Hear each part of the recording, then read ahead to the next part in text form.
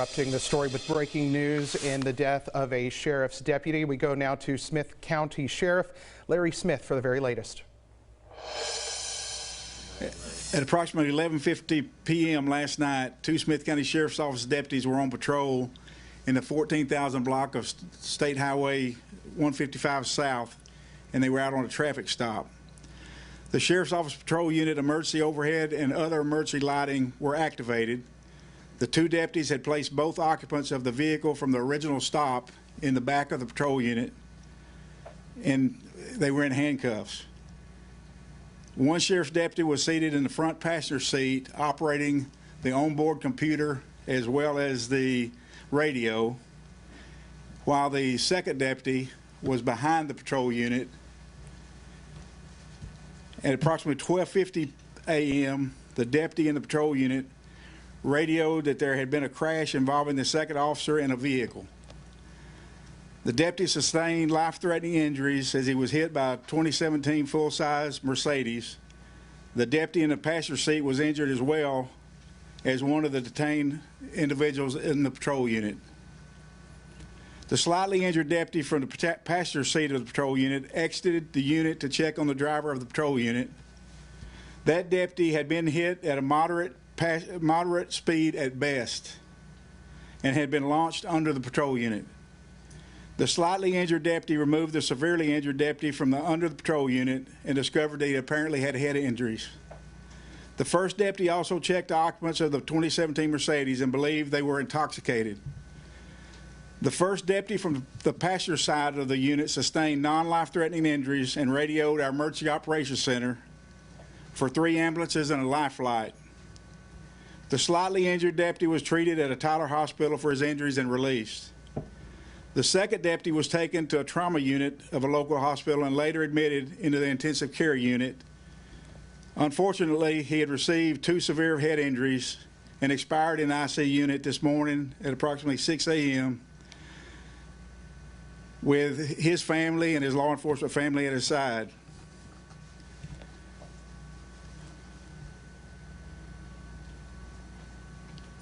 Justice of the Peace Precinct Number 2, Andy Dunklin, was notified and ordered the body of the deceased deputy to be taken to Southwestern Institute of Forensic Science in Dallas for an autopsy. That body of our deceased deputy was escorted to Dallas by Smith County Patrol deputies. DPS troopers were dispatched to the scene to investigate the crash. Both the driver and passenger of the Mercedes were taken into custody by DPS troopers.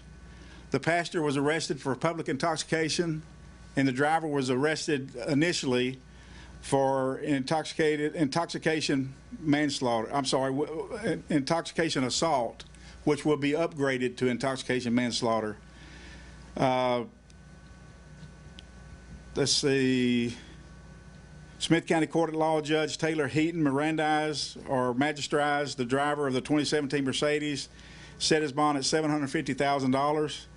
The driver was identified as Daniel Nyanzi Nayabuto, 21 years of age, of Grand Prairie, Texas. He was processed at Smith County Jail and immediately transferred to Gregg County Jail at my direction, where he remains at this time under $750,000 bond. That's all we're going to release at this time. We're not going to release the name of the deceased deputy at this time. I'm sure he's got some kin. We were there with the immediate family, but I'm sure they have relatives in other areas, and we want to make sure all of them have the proper amount of time to be notified before we do that. So that'll probably be available sometime later this afternoon. Sheriff, can you tell us the deputy's age and how long they've been with the department? They've been with the department 5 or 6 months. Matter of fact, the deputy was, the reason it was a 2-man unit, he was with a field training officer. And he was in what we call the ghost phase, which is the last phase of the training, FTO training process. And the last night would have been his last night of the ghost phase, where he would have been out on his own. He came from, he's worked for 2 other law enforcement entities. In his 5 to 6 months here, he's become to be very loved by all of his cohorts and co-workers, and he was doing a great job. Can you tell us anything about the deputy that wasn't injured, the training officer who helped take control of the scene after the wreck? Exactly what do you want to know, Alan? Who it is or what you can tell us about him? He was injured too, and I'm going to wait and get his permission to release his name as well. But I'll do that at the same time today. I'll give you the names of both of them this afternoon. And his status? His status, he was treated and released. I talked to him, both Chief Jackson and myself were at the hospital from the time he was in trauma. The deceased deputy was in trauma unit until he went and was when he expired in the ICU unit. He had quite a bit of family there, and we're just going to have to stick with them and help them get through this as they help us get through it. Now, as far as any injuries to the suspect that was in the vehicle, what is that person's status? Okay, the suspect that was in the vehicle who hit our deputy, and also it's not in the release, but he did do some damage to the back of our patrol unit as well. He struck it as well, and he has no injuries. He was taken to Mother Frances Hospital, I believe, by DPS, but only for a blood draw for his intoxication status. Okay. What about the man that your deputies that pulled over and had in the back seat of their unit? Okay, the 23-year-old in that unit was treated at the hospital, and the status, I believe, Chief Jackson, he will be released. Is that correct? DPS is working the crash. No, I'm talking about the one. That y'all have taken in? Well, they're still working. The DPS is still working the crash. That's part of the crash. Okay. So Jean Dark with DPS will, after I've sent her a copy of our press release, and she will take over from there to do the crash portion of it. Now, you mentioned that you immediately sent the driver of the Mercedes after y'all had him in custody to Gregg County Jail. Could you Yes. explain to the people at home why you did it? That is my policy. That's my protocol. Anytime we have anybody that has anything to do with the injury of a deputy, or we need to keep them separate from other inmates, and we don't have enough room to do that, Sheriff Sarliano is very gracious, and he doesn't even charge us. And we reciprocate the same way. As if you'll remember, on the first COVID that we had in either jail was a Gregg County COVID patient that we brought over to Smith County because we had a negative pressure room. So we work together. I've known Sheriff Sarliano for 46 years, and we have a great working relationship, and I appreciate what he does. Sheriff, can you remember the last time you had a in the line of duty death?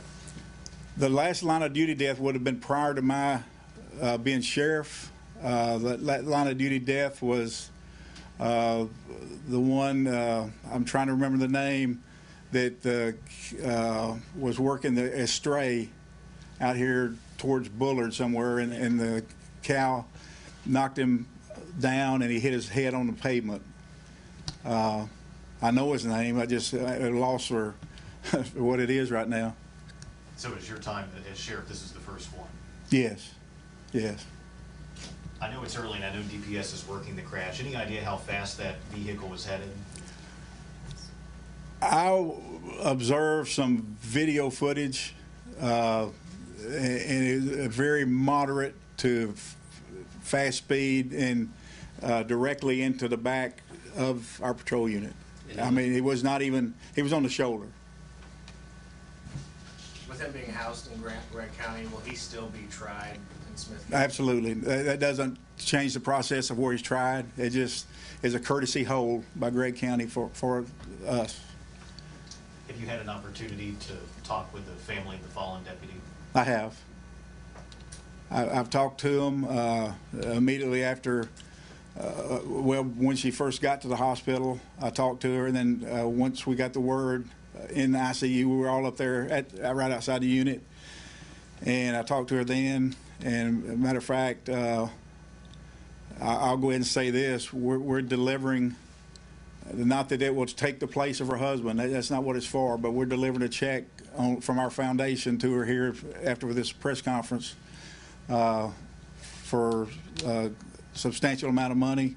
We've got some other funds from the 100 Club and others that are kicking in, the Texas Municipal Police Association, Tyler Patrolmen's Association, and I think that's the only ones I can remember at this time, and we just want to make sure that family is taken care of. He has a 8, a 5, and a 4-year-old that he's left behind, as well as his wife, and we're going to do everything we can, to take care of them. And any words for family and friends on the officer or about the deputy? I'm sorry? Any words that you'd like to say to the family, friends about the deputy? Well, just be in prayer for the family. Is pretty much all we can do is go to the Lord in prayer at this time, and keep them close. Don't crowd them, but whatever they need, to see that they get it. And anything we can do, we've placed a lieutenant with the wife. She will be by the wife's side until probably he's laid to rest, which we don't know at this time when that'll be, because he was sent to Dallas for the autopsy.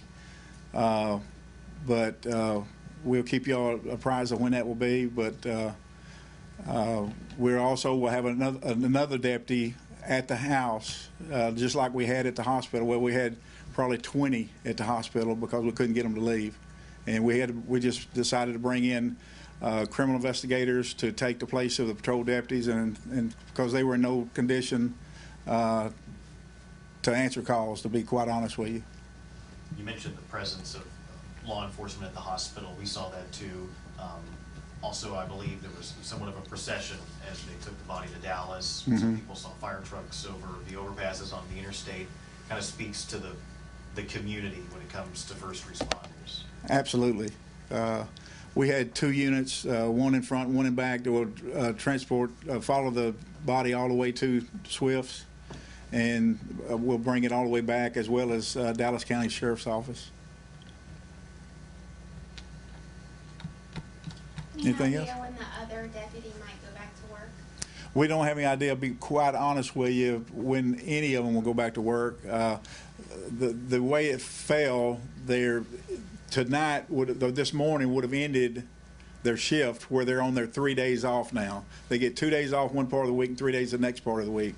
So they're on their 3 days off, but we're going to make sure that they have the support and counseling that they need. But some need more than others, and we're going to make sure they get what they need before we put them back to work. If Chief and I have to get out there ourselves and patrol. Thank you. Larry, any message you want to give to people about watching out for pulled over vehicles or driving drunk? Well, Alan, I don't know what more you could say than what the state law came out here several legislatures ago, where you have to slow down to a certain speed or move over for law enforcement on the side of the road with overheads flashing. That's the best I can put it. Even if you have to stop. But what I will go further than that is say is, don't drink and drive. That's the message. When I came here, we didn't arrest DWIs, but I will tell you, I changed that as quick as I could.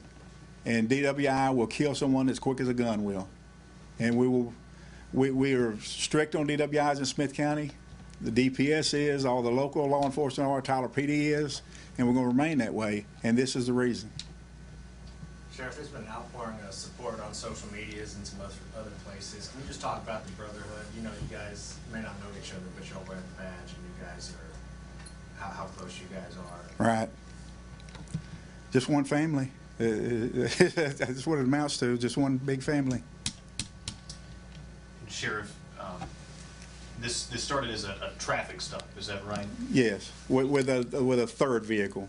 And it's a situation like this speaks to the dangers that our law enforcement officers face, no matter what the situation. Traffic Absolutely. stops happen every minute of every day across this country. Right. And in this case, it Right. turned fatal. Right, and like Chief Jackson and I were talking to the officers on the shift before we left the hospital, it's a very active shift that we have. They seek out drunk drivers, they seek out burglars, they seek out thieves, and that's what we got in Smith County now. And I can't say enough good about the work they do. They take care of one another, just like they exhibited from all being by the family side till he was expired. And we'll remain by their side until they don't need us anymore. Anything else? Thank you, Sheriff. Thank you.